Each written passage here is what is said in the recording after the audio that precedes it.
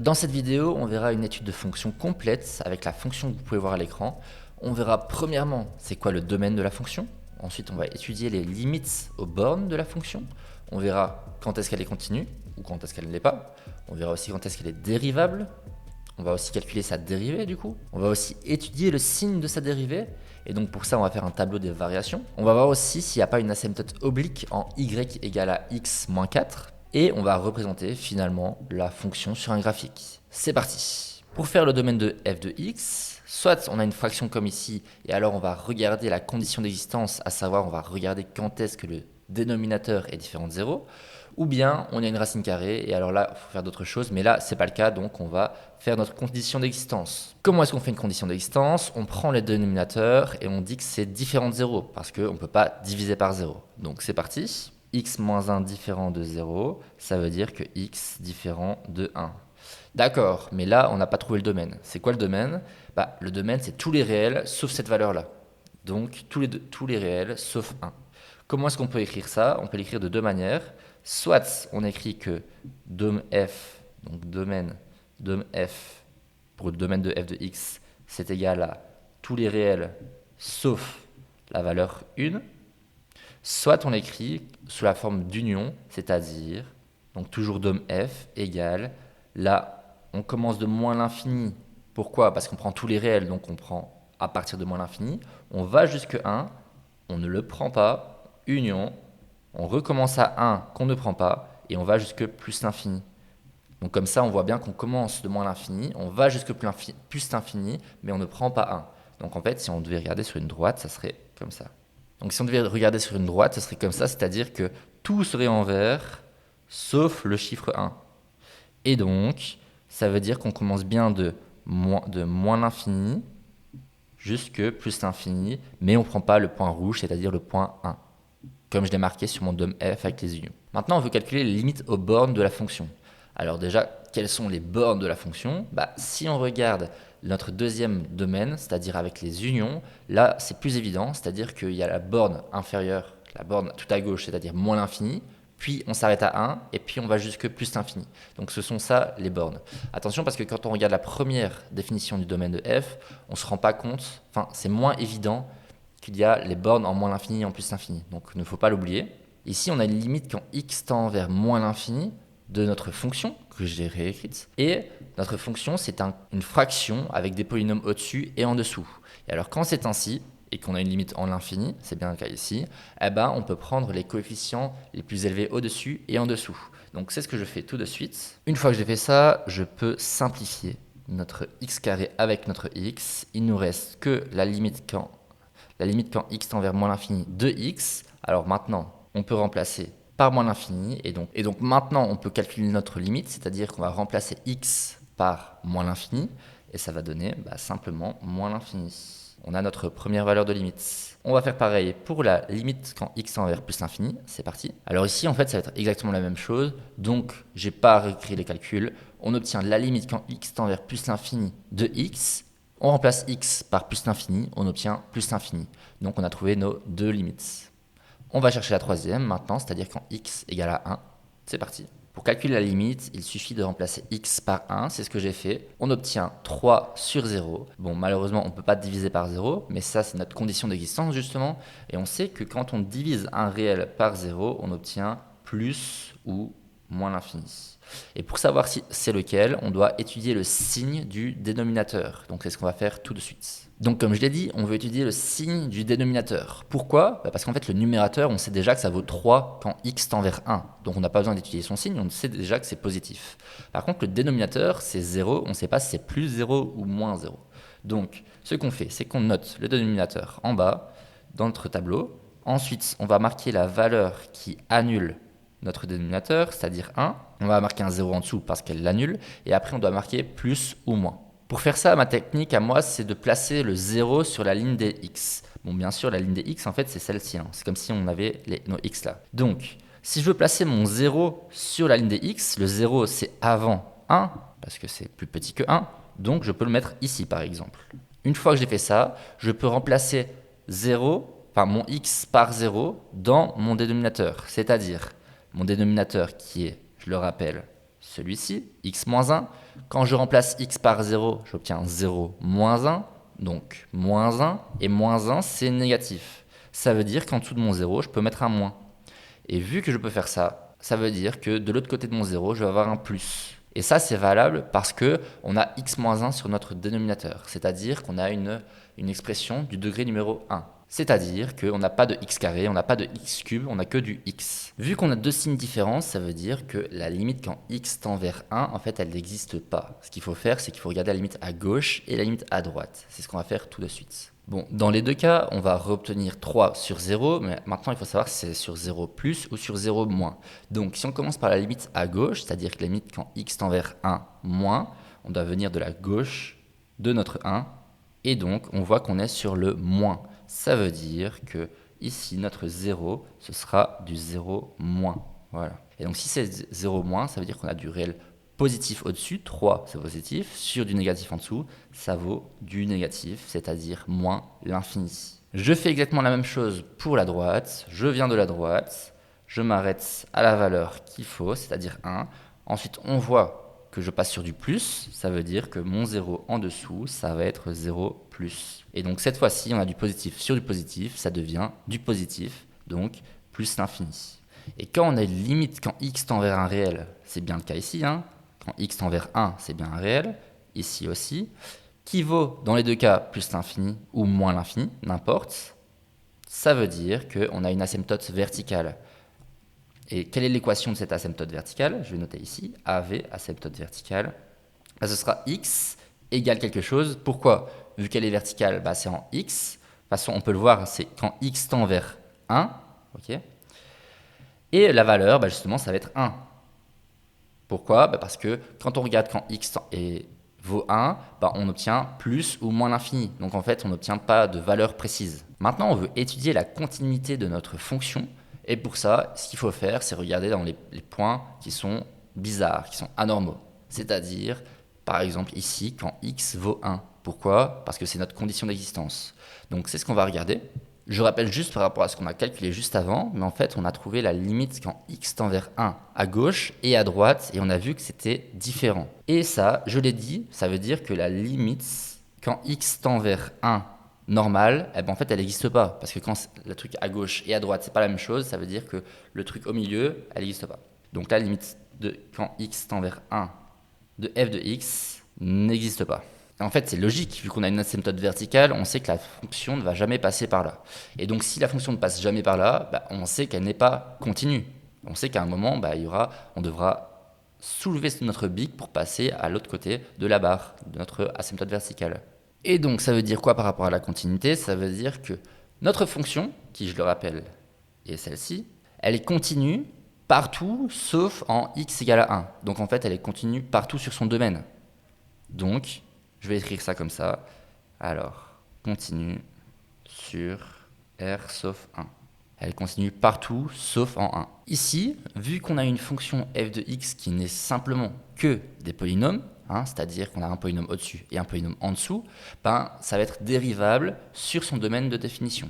C'est-à-dire que je ne vais pas le réécrire, mais son domaine de définition c'est R sauf 1, donc c'est dérivable sur R sauf 1. Et donc là, on va calculer sa dérivée sur son domaine, bien sûr. Et ça, pour faire ça, je vais rappeler une petite formule qui est très importante, c'est-à-dire la dérivée d'une fonction, donc notre polynôme du dessus, qui sera f, sur notre polynôme du dessous, qui sera g. Quand on calcule cette dérivée, je le rappelle, c'est f'g moins fg' sur g carré. À bien savoir cette formule. Attention, je viens de me rendre compte qu'en fait, j'ai appelé ça f sur g, mais en fait, le f, ce que j'appelle ça, c'est ceci. Et le g, c'est ce qu'il y a en dessous, c'est-à-dire là. Et pas f ici. Ok. J'aurais dû le marquer autrement, on va appeler ça même f1. Ok. Donc f'1, f1 et f1. Voilà. Donc on va calculer notre dérivée f1'. Et pour ça, je vais rappeler une petite formule, c'est-à-dire que x exposant n, quand on prend sa dérivée, c'est n fois x exposant n moins 1. Donc on est parti. Donc c'est parti, on applique ça sur notre f1. Le x carré devient 2x. Le moins 3x devient moins 3. Et le plus 5, ça devient 0. Pourquoi? Parce que là, je ne l'ai pas précisé, mais la dérivée d'une constante, ça vaut 0. Donc j'ai dérivé f1'. Donc je vais mettre un fluo. c'est ce qui est ici, hein. Ça, c'est ma parenthèse. Ensuite, je fais fois g. G, c'est ce qui est en dessous, donc c'est-à-dire x moins 1, moins f1. Je remarque f1 totalement, c'est-à-dire x carré moins 3x plus 5. Et je dois faire fois g'. G', c'est la dérivée de g. G, c'est x moins 1. Et quand on prend la dérivée de x moins 1, on doit d'abord prendre la dérivée de x. La dérivée de x, c'est 1. Et la dérivée de moins 1, c'est 0, comme on l'a vu avant. Donc en fait, je dois juste faire fois 1. Donc je vais pas, enfin, allez, je vais le noter. Mais voilà, ça change rien. Et une fois que j'ai fait ça, je dois diviser par g carré. C'est-à-dire que g, c'est ce qui est en dessous. C'est x moins 1. Que je dois élever au carré. Bon, ici, ça va être que du calcul, donc je vais aller assez rapidement. Mais ce qu'il faut faire ici, c'est faire passer le moins dans la parenthèse, c'est-à-dire que tous les moins vont devenir plus et tous les plus vont devenir moins. Ça, vous connaissez. Ce qu'il faut faire aussi, ça va être de distribuer. Hein. Donc, moins 3, hop, on fait passer là. Et on fait pareil avec le 2x. On distribue. Et ensuite, ce sera simple. On pourra simplement additionner tous nos termes. On fait tout ça et on obtient ce que j'ai marqué sur le tableau. Alors, je rappelle, mais ça, ce qu'on vient de calculer, c'est la dérivée f' de x, la dérivée de notre fonction. Ici, ce qu'on nous demande, c'est d'étudier le signe de la dérivée. Donc, pour ça, je vais faire un tableau des signes. Bon, après, j'ai marqué qu'il fallait faire un tableau des variations. Mais chaque chose en son temps. D'abord, le tableau des signes. On étudie le signe de la dérivée. Et puis, on fait le tableau des variations. À la différence de tantôt, où je voulais juste étudier le signe du dénominateur, là, je vais devoir étudier le signe de toute ma fonction. Donc, je vais devoir prendre le numérateur et le dénominateur. Et avant de faire ce tableau des signes, j'aimerais vous faire remarquer quelque chose qui nous sera bien pratique pour le faire. C'est que, bon, je vais remarquer le numérateur, c'est-à-dire x carré moins 2x moins 8. Par contre, pour le dénominateur, en fait, x moins 1 au carré, par définition, c'est x moins 1 fois x moins 1. Donc fois x moins 1. Ça, c'est la définition. Pourquoi c'est pratique ? Vu qu'on a un produit, ici, je mets en fluo, ça veut dire qu'on peut mettre la partie de gauche, que je vais aussi mettre en fluo, ici, dans le tableau, dans une ligne. Ensuite, je vais pouvoir mettre la partie de droite dans une autre ligne. Et ça, c'est fort bien pratique. Je vais le faire tout de suite, c'est-à-dire x moins 1, ma première ligne. Ensuite, je complète ma deuxième ligne. On a dit qu'on pouvait le faire sur des lignes séparées parce qu'il y a un fois x moins 1. Et on n'oublie pas qu'on veut mettre toute la fonction, c'est-à-dire qu'on ne doit pas oublier le numérateur ici, que je vais mettre sur ma dernière ligne, x carré moins 2x moins 8. Donc ça, c'est la première étape pour faire le tableau de signes. Maintenant, ce qu'il va falloir faire, c'est ajouter des valeurs, c'est-à-dire les valeurs au-dessus. Mais quelles valeurs ? Ce sont les valeurs qui annulent ce qu'on a mis à gauche.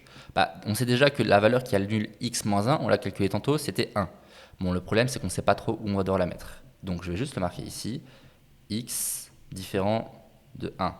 C'était notre condition d'existence. Par contre, on va devoir faire la même chose pour x carré moins 2x moins 8.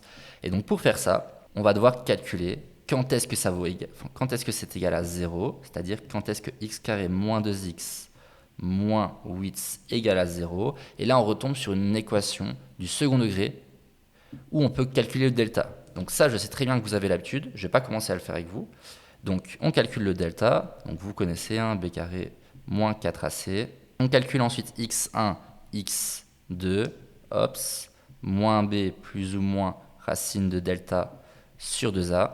On obtient deux valeurs, ou peut-être qu'une seule, qu'importe. Et ces deux valeurs, ça va être les valeurs qu'on va devoir mettre. Bon, je vous laisse faire ça tout seul. Moi, je l'ai déjà fait et je vous donne les réponses. Une fois qu'on a fait ça, on obtient x1 égale moins 4 et x2 égale à 2. Donc c'est bon, on a nos trois valeurs. On va devoir les placer dans le tableau en commençant par la plus petite. La plus petite, c'est la négative, donc c'est-à-dire moins 4. Malheureusement, je viens de me rendre compte que je me suis trompé. Les x1 et x2, c'est pas moins 4 et 2, mais c'est moins 2 et 4. Je m'en suis pas rendu compte tout de suite, donc j'ai continué l'exercice avec moins 4 et 2, mais ça va pas changer grand-chose, d'accord ? Donc je vais me corriger après, mais t'inquiète, fais comme si c'était moins 4 et 2, et après tu verras que c'est moins 2 et 4, il n'y a pas de souci. Ensuite, celle qui est juste après, ça va être 1, et ensuite ça va être 2. Ok, super.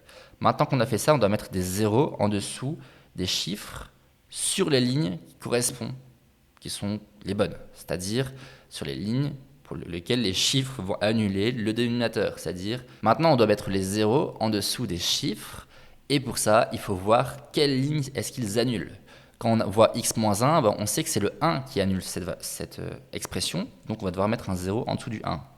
Pareil pour en dessous. Et pour le x carré moins 2x moins 8, quelles sont les valeurs qui annulent ça ? On l'a calculé, x1, x2, c'était moins 4 et 2. Donc je mets mes zéros là. Une fois que j'ai fait ça, pour mes deux premières lignes, on va utiliser la même méthode que tantôt parce qu'on n'a que du x, on n'a pas de x carré. Donc, ma méthode de tantôt, c'était de placer le 0 sur la ligne. Le 0, il se trouve entre moins 4 et 1. Je peux le mettre ici. Je vais remplacer 0 dans x moins 1. On l'a déjà fait. 0 moins 1, ça vaut moins 1. C'est négatif. Donc, ça veut dire que là, j'aurai un moins. Ça veut dire que tout ce qu'il y aura à gauche de mon 0, ce sera moins. Donc là, en fait, ce sera aussi un moins. Une fois que j'ai fait ça, je peux compléter l'autre côté de mon 0, vu que c'était moins à gauche, ce sera plus à droite. Et ça, je peux le faire exactement la même chose pour le x-1 en dessous, parce que c'est la même chose. Pour la troisième ligne, ça va être un peu plus compliqué, parce qu'on a du x carré. Quand c'est ainsi, il faut prendre le signe de a, c'est-à-dire le signe de x carré. Donc je regarde mon x carré, je vois que c'est quelque chose de positif, il n'y a pas de moins devant, donc je prends ce signe, c'est-à-dire le plus, et je le mets à l'extérieur de mes zéros. Vraiment à l'extérieur. Donc je le fais, je mets plus tout à gauche, plus tout à droite, et entre les deux, je vais devoir mettre le signe opposé, c'est-à-dire moins. Donc moins et moins. Une fois que j'ai fait ça, je vais devoir additionner toutes les lignes pour trouver finalement le signe de f' de x. C'est le but. Donc je vais remarquer f' de x, parce que c'est le signe de f' qu'on veut savoir. Et là maintenant, je vais additionner tout. Moins, moins, ça devient plus moins, ça devient moins. Bon, je fais ça pour le reste. Voilà. Par contre, ici, il va falloir ajouter les trucs qu'il y a entre deux. Faites attention, parce qu'il ne faut pas oublier un truc de très important, c'est la condition d'existence. À savoir, ce que j'avais marqué ici, x différent de 1. X ne peut pas valoir 1, on l'a vu. C'est une asymptote verticale à ce niveau-là. Donc, ici, quand x vaut 1, là, je vais marquer que ça n'existe pas. Parce qu'il n'y a pas de valeur à ce niveau-là. On a vu x différent de 1. Par contre, ailleurs, on peut avoir une valeur, donc je vais marquer 0. Donc ça, c'est mon tableau des signes, TS.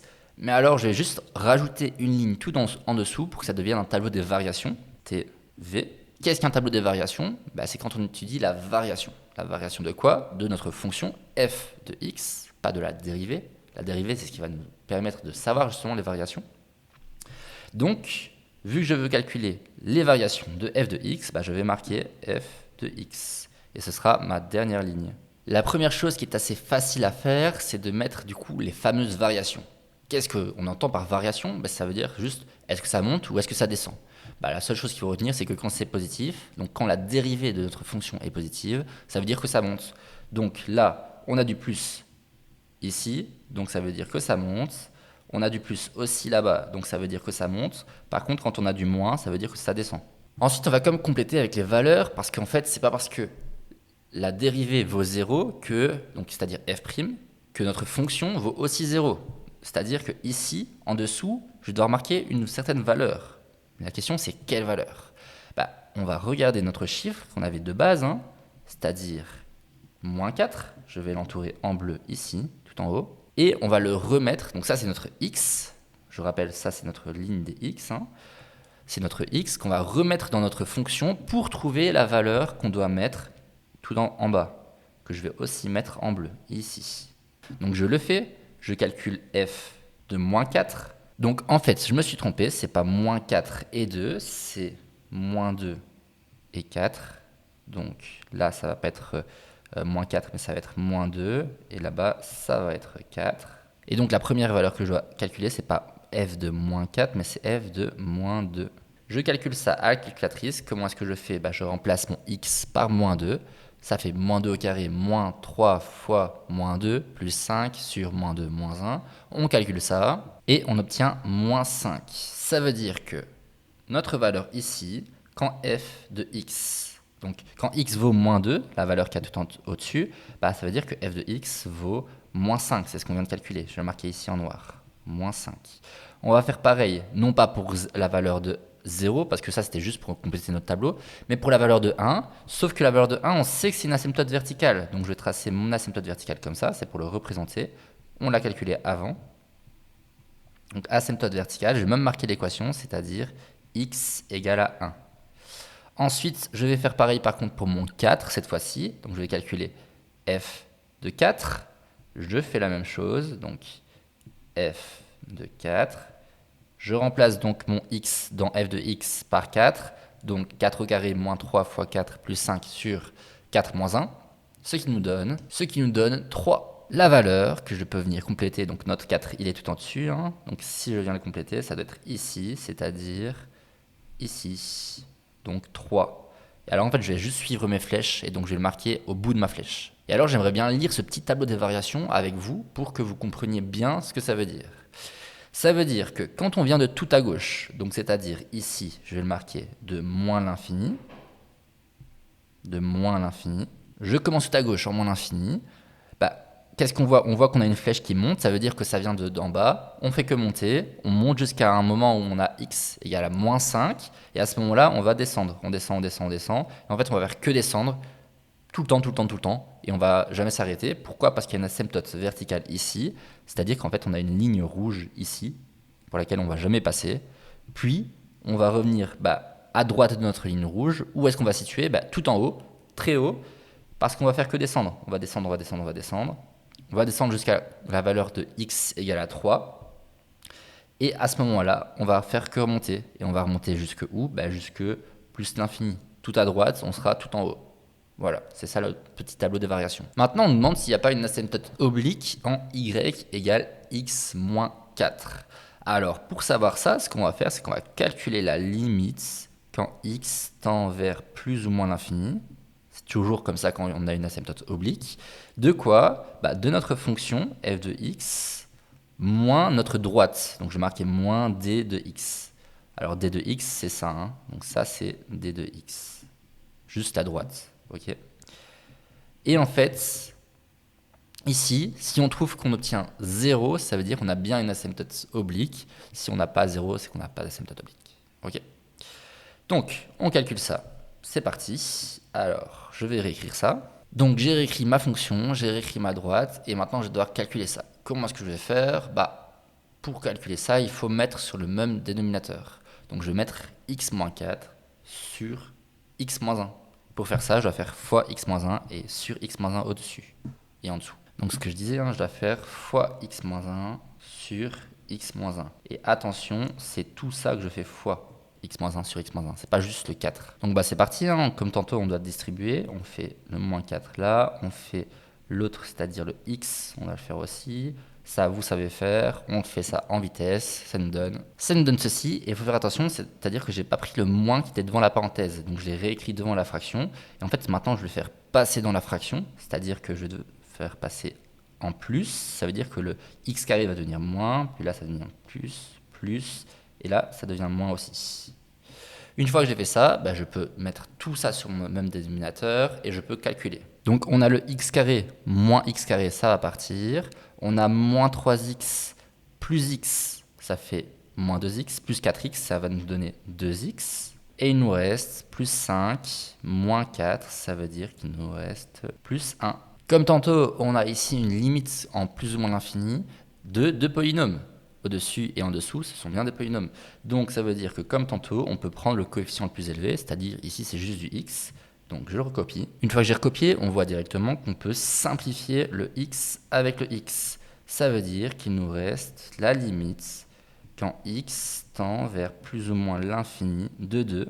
Et alors ça, il ne faut pas chercher midi à 14h, il n'y a pas de x à remplacer, ça veut dire que la seule réponse, c'est le chiffre en lui-même. Donc la réponse ici, c'est 2. Alors c'est drôle parce qu'en fait, ici, on n'obtient pas 0. Ça veut dire que la droite qu'on nous a donnée, elle n'est pas une asymptote horizontale, elle n'est pas une asymptote oblique de notre fonction. Par contre, en fait, on obtient quand même un chiffre, c'est-à-dire un 2. Ça veut dire qu'en fait, ça va être une droite qui sera parallèle. Et je vais vous montrer tout ça tout de suite sur un graphique. Alors voici notre petit graphique que je viens de mettre sur GeoGebra et on voit tout de suite qu'on a bien une asymptote verticale quand x égale à 1. Bon, là, je l'ai tracé, on voit bien c'est la ligne bleue, et si je la retire, on voit bien que la fonction ne va jamais passer par là. Ensuite, par rapport à notre boîte, alors c'était x moins 4, on voit que, en effet, c'est pas une droite, une asymptote oblique, par contre, elle a l'air parallèle à une asymptote oblique. Je pense bien que c'est x moins 2. En effet, si on regarde, x moins 2, c'est bien une asymptote oblique, mais x moins 4, ça l'est pas. Et ça, on le sait juste parce que la limite qu'on a calculée, c'est juste un chiffre. C'est pas plus l'infini ou moins l'infini. Si je t'ai appris des trucs, n'hésite pas à t'abonner.